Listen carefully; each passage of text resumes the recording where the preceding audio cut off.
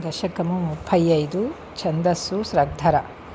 నీతః సుగ్రీవమైత్రీం తదను హనుమతా దుందుభేః కాయముచ్చైః క్షిప్త్వాంగుష్ఠేన భూయో లులువిథయుగపత్పత్రిణా సప్తసాలాన్ హత్వా సుగ్రీవఘాతోద్యతమతులబలం వాలినం యాజవృత్యా వర్షావేలామనైషీర్విరహతరళితత్వం మతంగాశ్రమాంతే సుగ్రీవేణానుజోక్త్యా సభయమభియతా వ్యూహితాం వాహినీం తాం వృక్షాణాం వీక్ష్య దిక్షుద్ధృతమథ దయితామార్గణా యావనమ్రాం సందేశం చాంగులీయం పవనసుతకరే ప్రాదిశో మోదశాలీ మార్గే మార్గే మమార్గే కపిభిరపి తదా త్వత్ప్రియా సప్రయాసైః త్వద్వార్తా కర్ణనోద్యద్గరుదురుజవ సంపాతి సంపాతి వాక్య ప్రోత్తీర్ణార్ణోధిరంతర్నగరి జనకజాం వీక్ష్య దత్వాంగుళీయం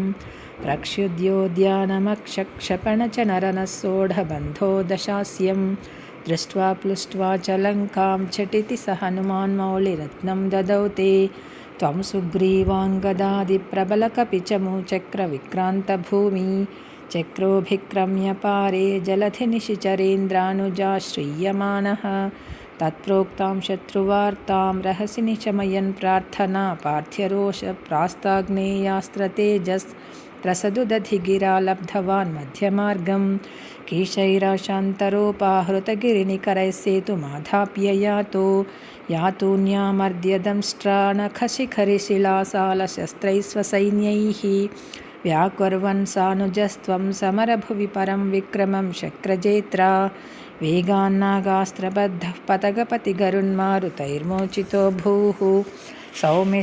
सौमित्रिस्त्वत्र शक्तिप्रहृतिगलदसुर्वात जानीत शैलघ्राणात् प्राणानुपेतो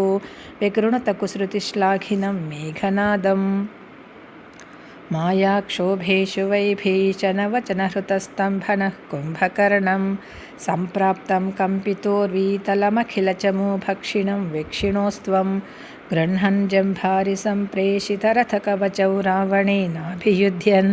ब्रह्मास्त्रेणास्य भिन्दन् गलततिमबलामग्निशुद्धां प्रगृह्णन्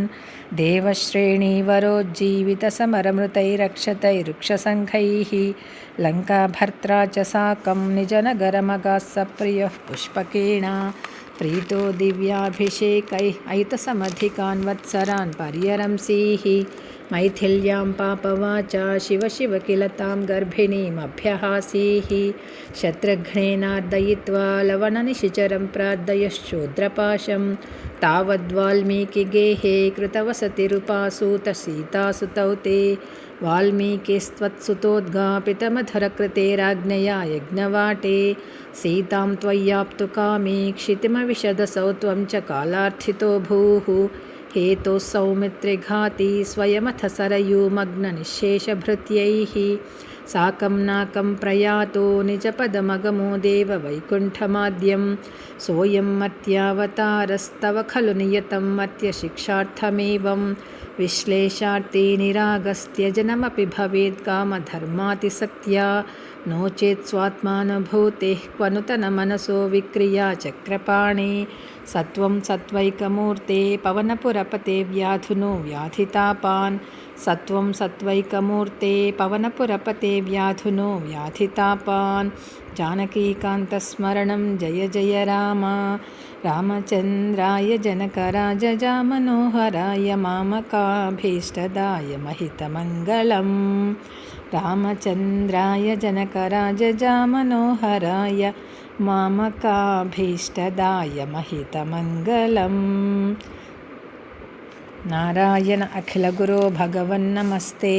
श्रीहरये नमः।